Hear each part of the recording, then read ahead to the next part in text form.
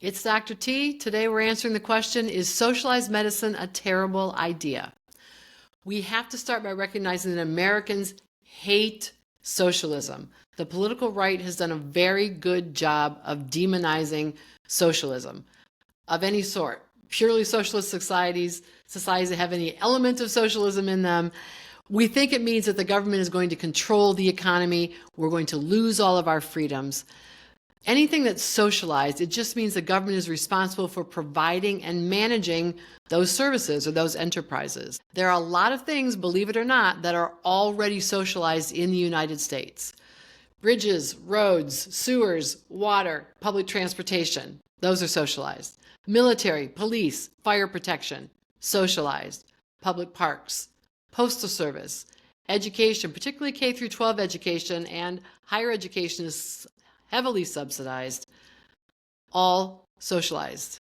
And healthcare in the military, socialized. So we have experience with socializing services, and we have experience with socializing medical services. We have to recognize that we are the only Western industrialized country that does not guarantee healthcare as a right of citizenship or a right of being a human. Every other industrialized country on the planet does this. Yet, the United States spends thousands, not just a few dollars, thousands of dollars more than the next highest country per person every year on healthcare. And we don't manage to cover everyone while they do. Why is that? Why are we spending so much money and we're still not able to cover everyone? Well, lovers of capitalism won't like to hear this, but competition isn't always a good thing. Healthcare is an example. So hospitals and providers feel like they have to compete to get patients. And in order to compete, you have to have the best available technology. So that means a few decades ago, people would run out and everybody had to have a CAT scan. Then they all had to have an MRI.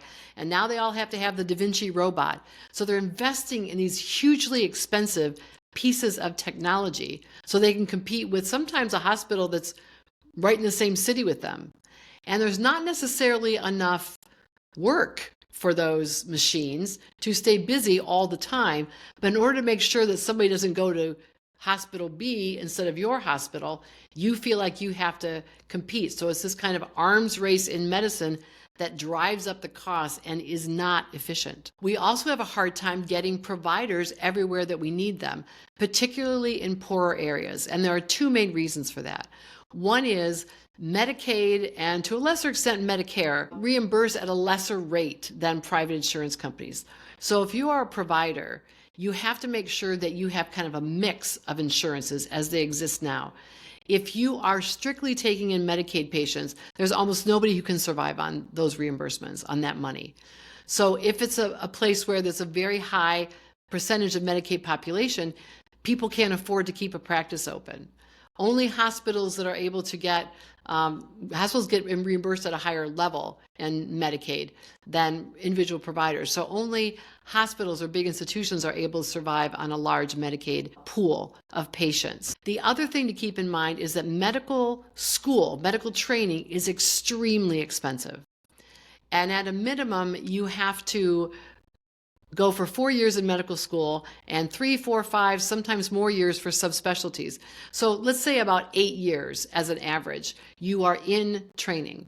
When you get loans to go to medical school, they're not the kind of student loans that you get for the undergrad, for your basic college education. These loans have higher interest rates and the interest accrues immediately.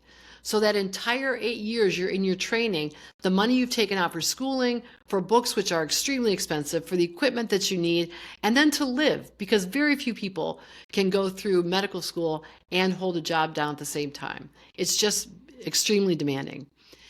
People come out, it's not unusual, people come out of medical training with $500,000 in debt before that 8 years of interest that is piled up on top of it.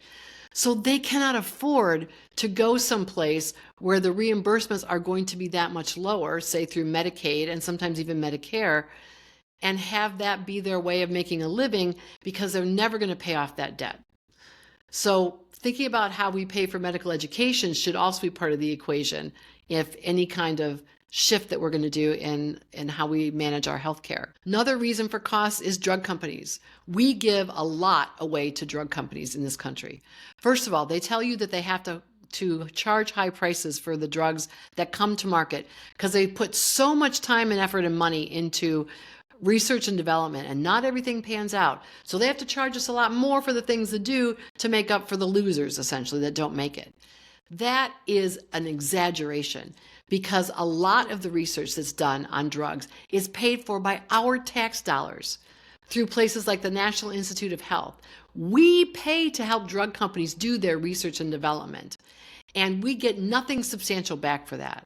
We don't get breaks on drug prices. The government is not allowed to negotiate those drug prices. Congress will not pass legislation because drug companies have been very effective at lobbying Congress not to do that. So they gouge us. They don't get away with it in Canada. They don't get away with it in other parts of the world. But in the United States, we pay through the nose for drugs that we help develop with our tax dollars. We need to stop for a moment here and ask a moral question, which we don't often ask. We take for granted that we have access to healthcare through insurance and through insurance companies. We pay premiums to them, and then they pay the providers when we need to be seen for some kind of health issue. But let's ask the question, should anyone be able to make a profit by denying someone access to healthcare when they need it? Because that is the entire business model for all the insurance companies privately owned in this country. That's their model. And in some cases, in some systems, the providers are in on it because they're incentivized to withhold care. If they can cap the care of the people that they are seeing at a certain level, they are sometimes incentivized with bonuses to their salary for doing that. Should we be allowing that? Now, military medicine, I mentioned, is already socialized. The quality of military medicine is actually quite high. My husband spent 8 years as a Navy physician. I was hospitalized twice and plus got all of my basic care. Our young daughter, who was a toddler preschooler, elementary school age when he was in the military, we got our care through military medicine. It does provide good care. It is a bureaucracy. All bureaucracies have some inefficiencies, but at least people have access and they're not being denied. They're not being turned away because they don't have a job or they don't have the right insurance or they don't have the right coverage. If we moved to a socialized medicine model, I know it's a scary word. Sometimes it's referred to as government payer, single payer, Medicare for all. It would mean that we would all be covered. We could change jobs. We wouldn't have to worry about what happens in between. We wouldn't have to worry about working and be invested for 90 days or 6 months or whatever it is before we get access to care. We wouldn't have to pay through the nose for the Cobra Bridge care between the jobs. We would never have to worry that we would get the care that we need.